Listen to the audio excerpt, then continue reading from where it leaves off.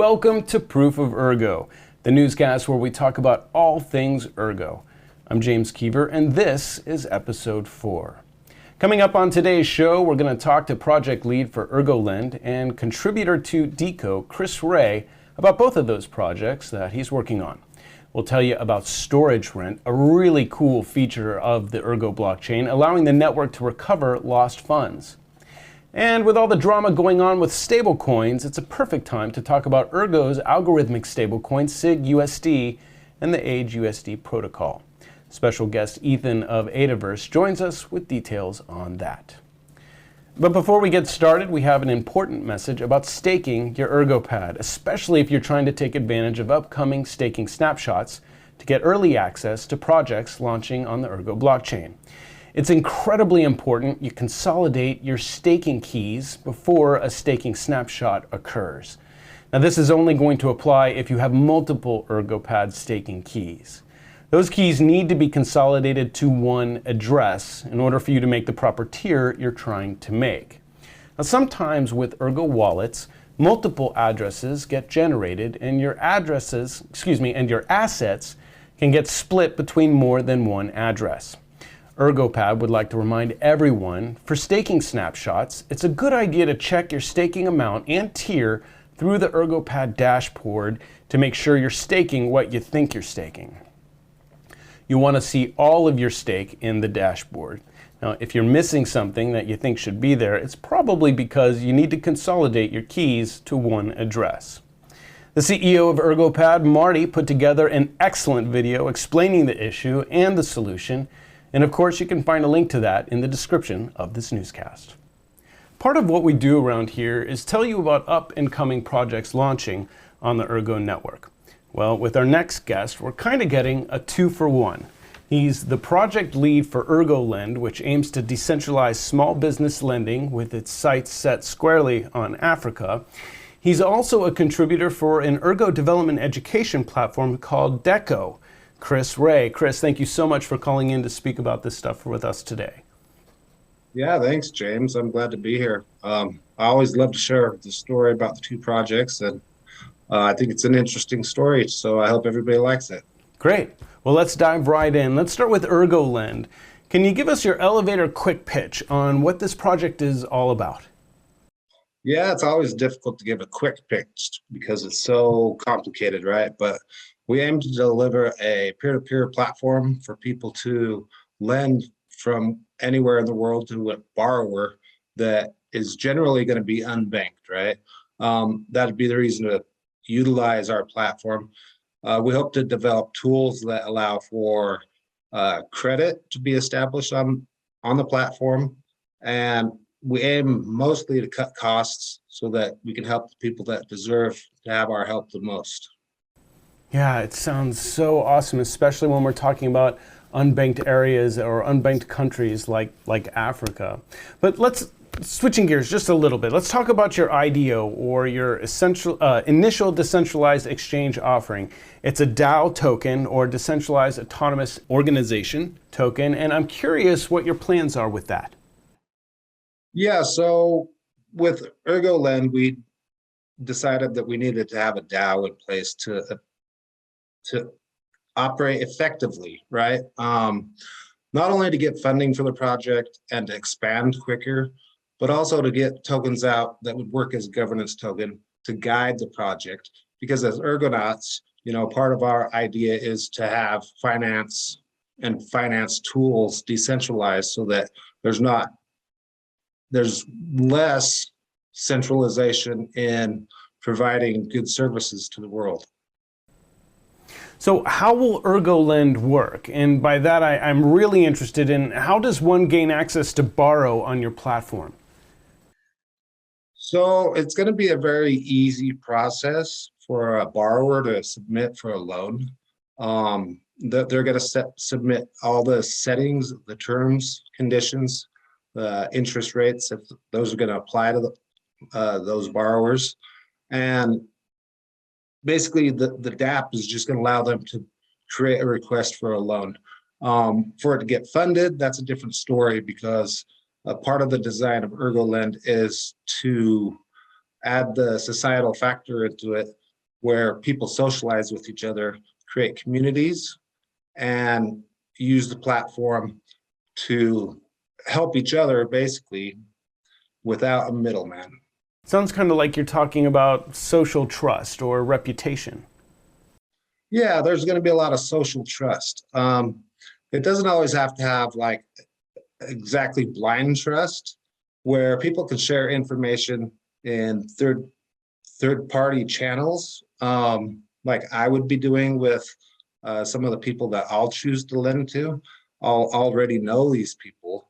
I'll already have trust with them. And so this is kind of the design, is that people work outside together, but come inside the platform to utilize the platform. That's kind of again a transaction history and everything. So yeah, it brings me to my next question, and it's all about risk. Whenever you're talking about borrowing and lending, there's always risk, especially that the borrowers might default. How are you minimizing that risk for investors? yeah, so this is a difficult question because really we can't minimize the risk for a lender. There's always going to be a chance of default in every lending industry there is. We're providing tools for people to use, and we're going to show them examples of how to use it effectively, but we can't exactly say you're risk-free doing this.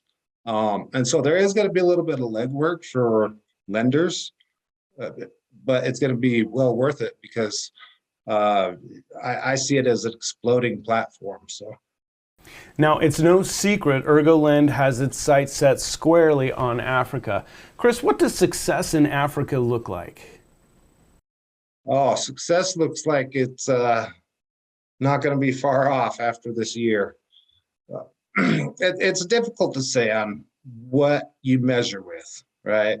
How many lives you impact, how many businesses you fund as a lender, or as a lender, how many loans get repaid at a certain percentage. I think personally for me, it's going to be that African communities want to continue using the platform as borrowers and lenders.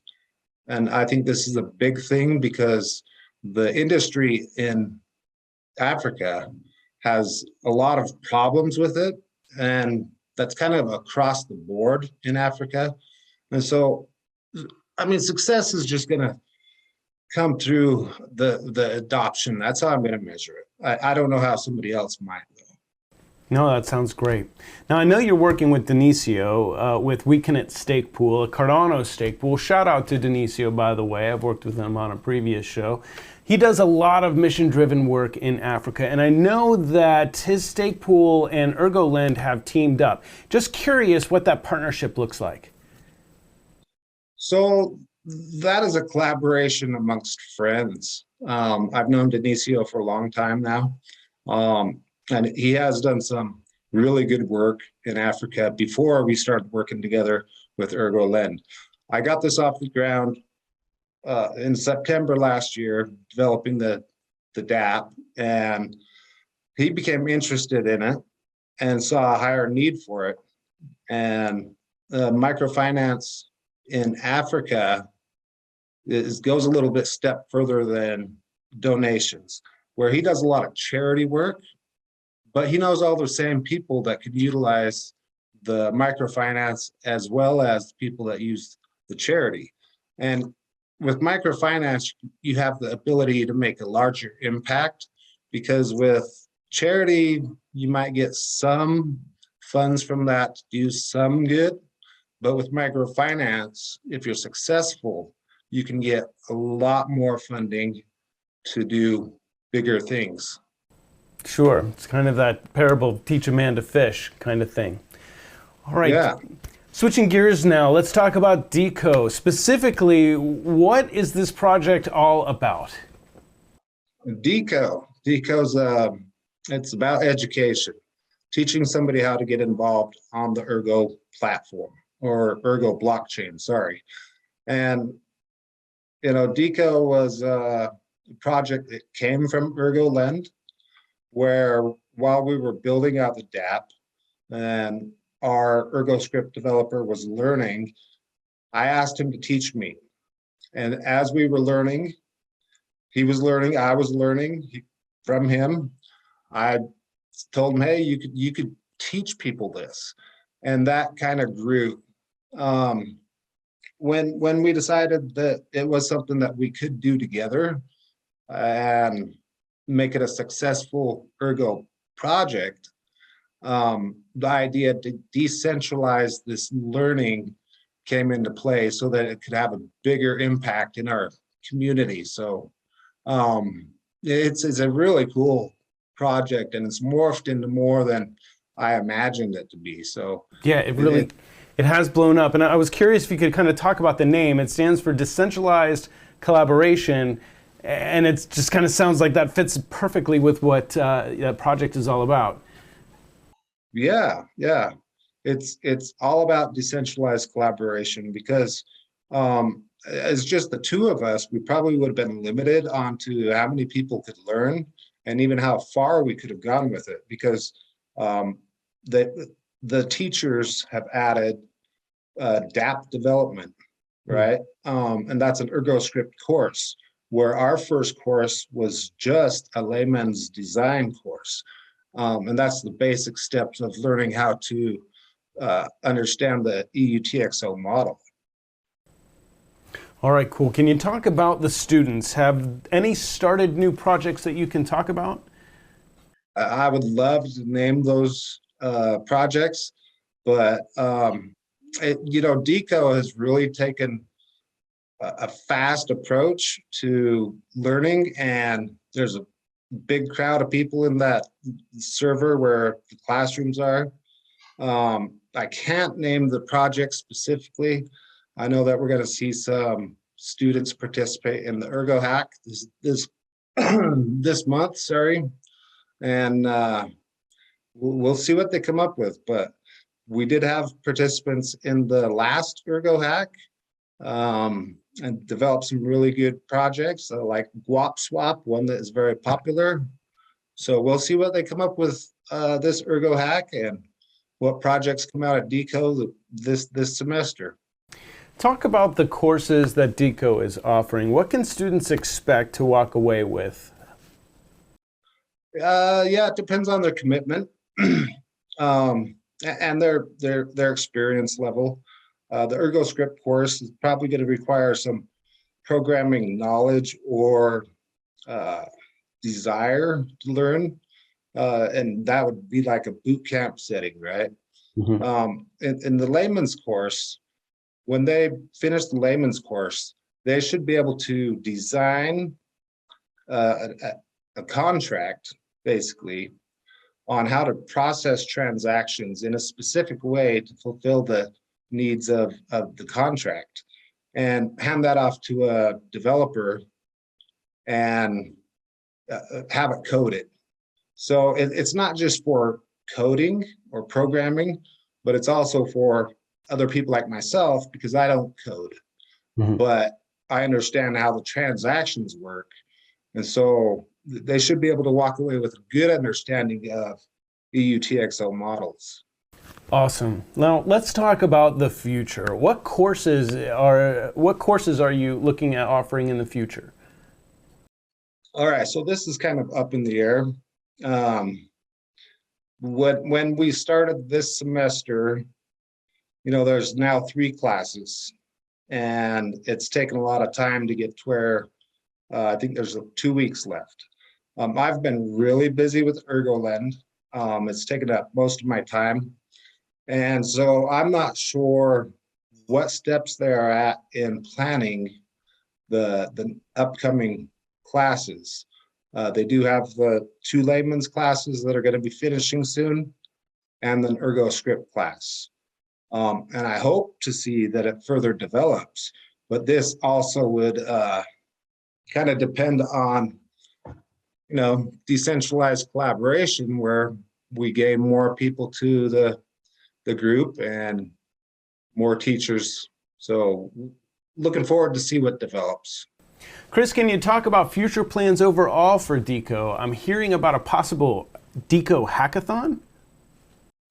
Yeah, nothing's set in stone yet, but there's been plans for one, a lot of discussion around it.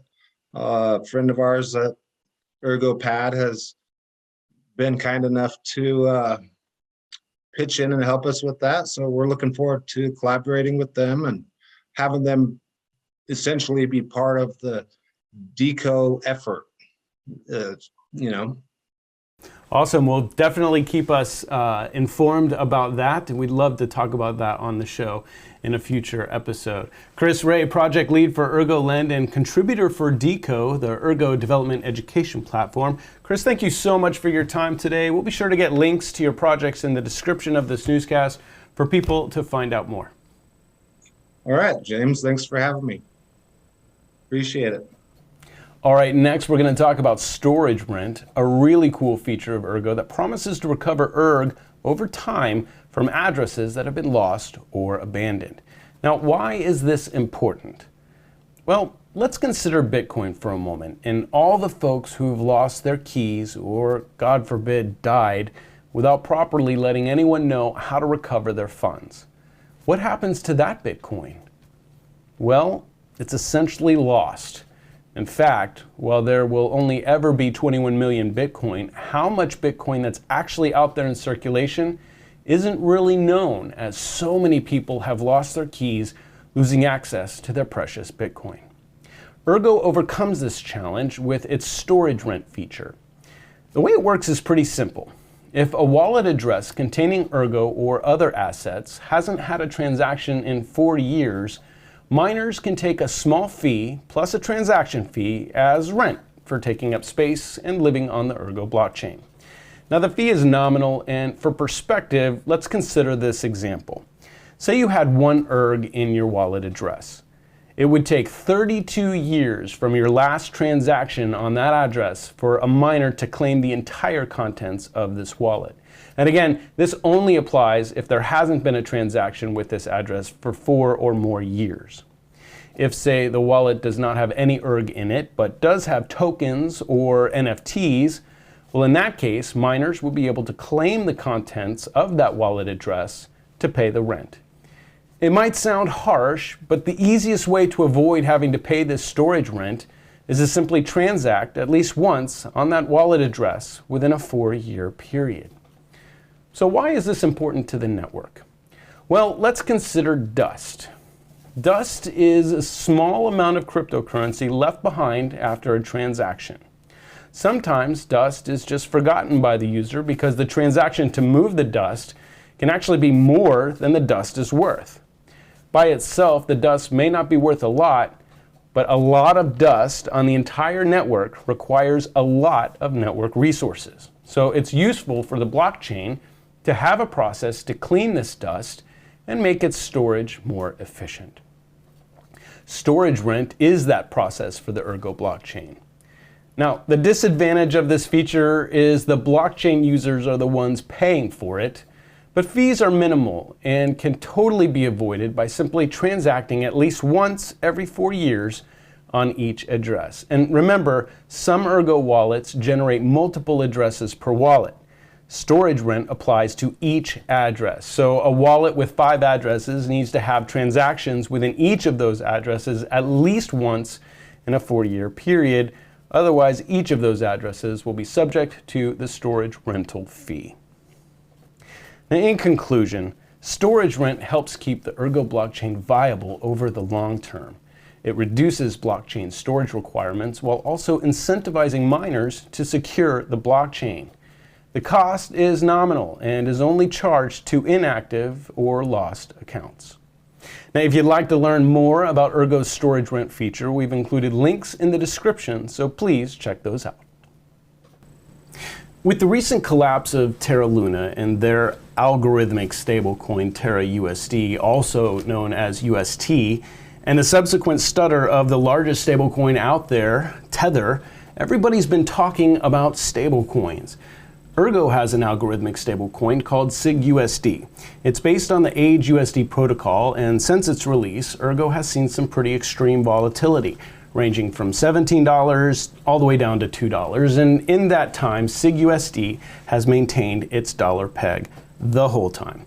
Now, in my research, I came across an incredible deep dive into the AgeUSD protocol and specifically how it performs on the Ergo blockchain. You can find it on Adaverse's YouTube page, which we'll be sure to link to in the description. Ethan, with the Adaverse team, he's the stake pool operator for Pump Stake Pool, Cardano Stake Pool. But as I said, it was his YouTube video on AgeUSD that really blew me away. Ethan, thank you so much for coming on the show. Yeah, awesome to be here. Thank you, James, for having me. My pleasure. First, if you would, tell us a little bit about yourself. Yeah, for sure. So I just graduated. I've been studying business pretty much all over the world, and it's been an awesome time. I'm 22 years old, originally from South Africa, but I'm very interested in Cardano and Ergo. So as James said, I run a Cardano stake pool, Pump Stake Pool. I've been mining Ergo for quite a while, and I enjoy sort of tackling these more difficult to understand concepts and explaining them on my YouTube channel, Adaverse. Awesome.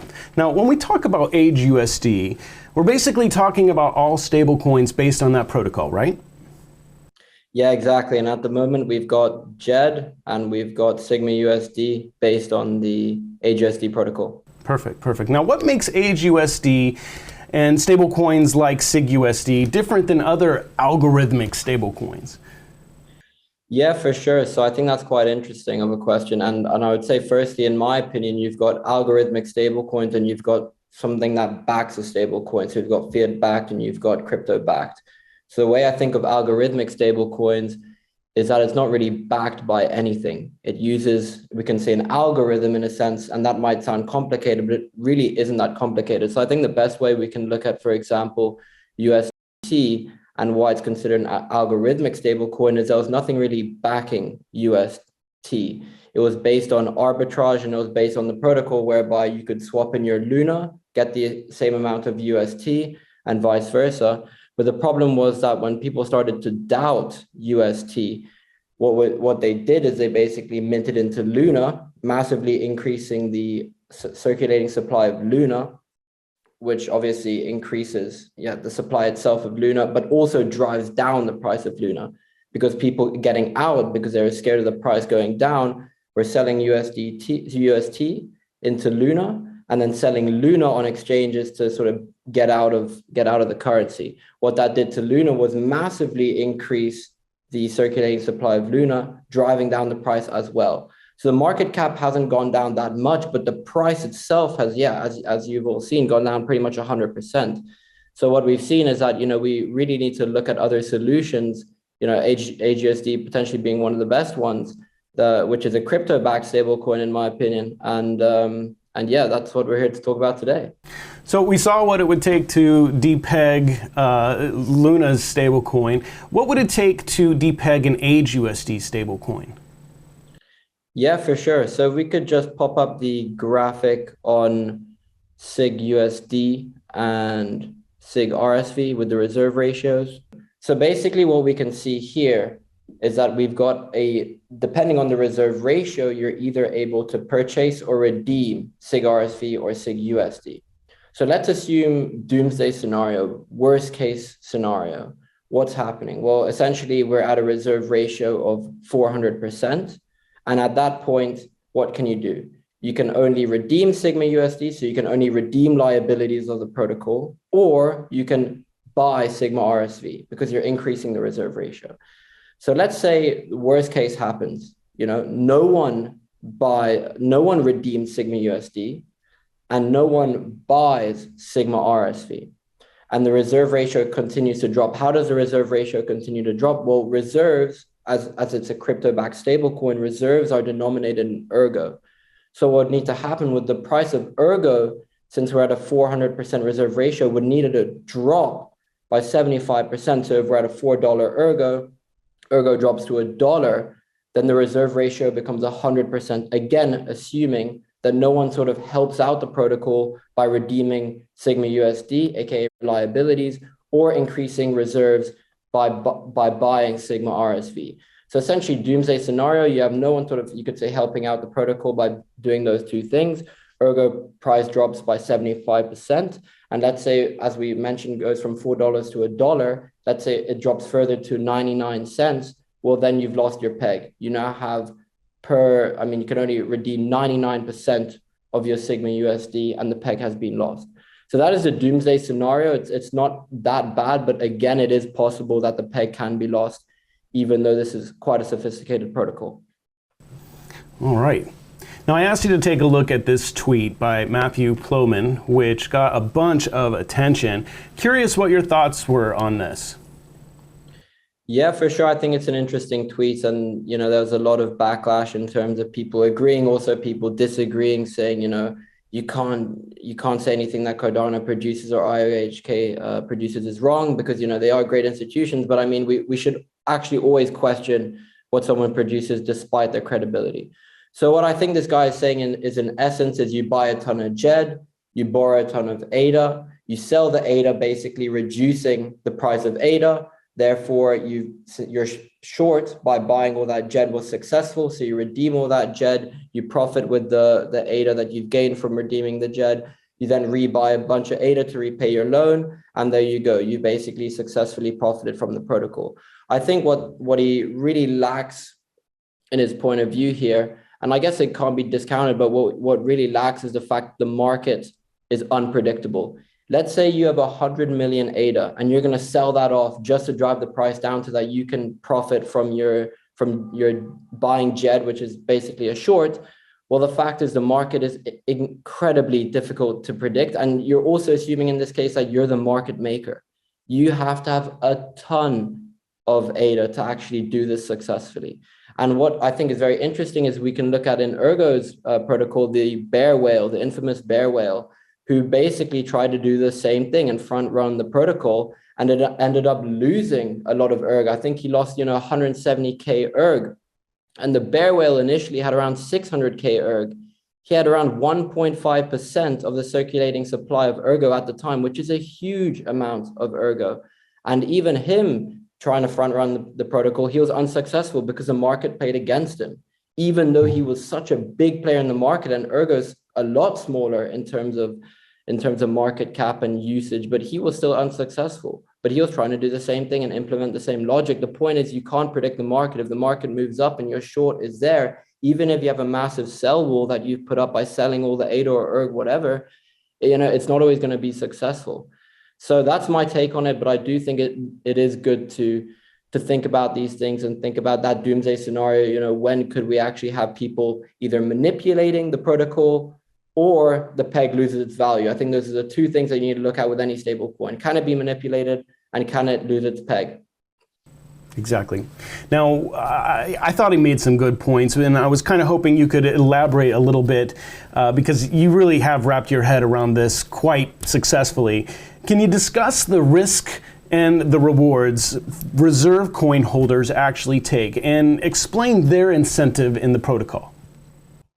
Yeah, for sure. So I think if we can pop up the other graphic on the I guess the redeeming Sigma USD and redeeming Sigma RSV, and when you can make a loss, when you can make a profit.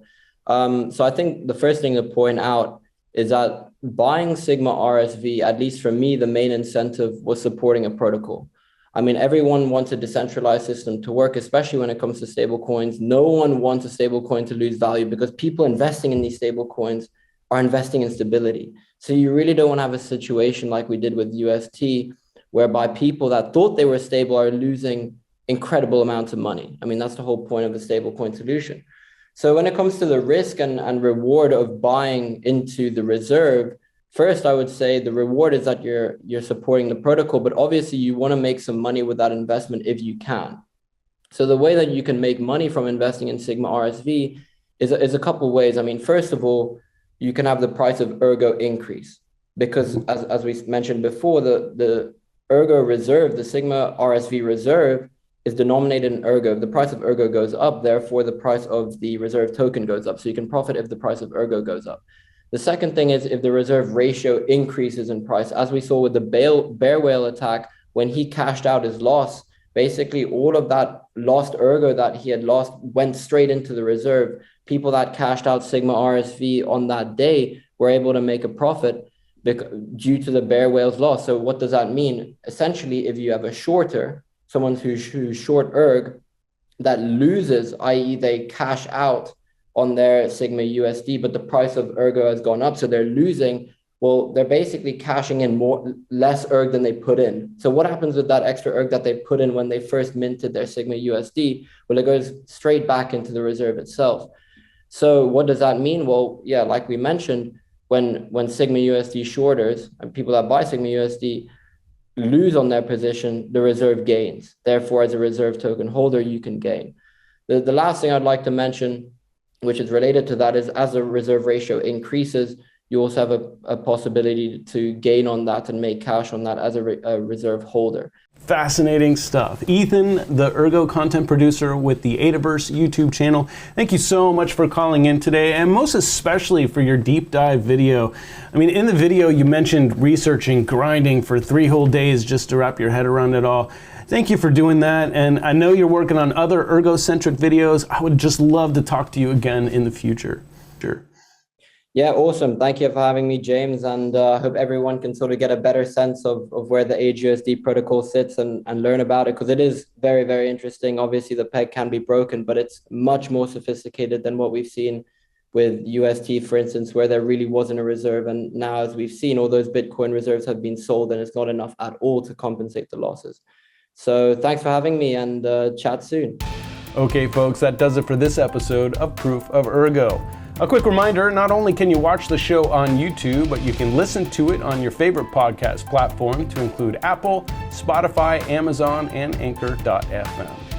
Also, please like the video and leave a comment below if you saw something you liked or something you didn't like, or even a story you'd like to see on an upcoming show. We are always open to your feedback and suggestions.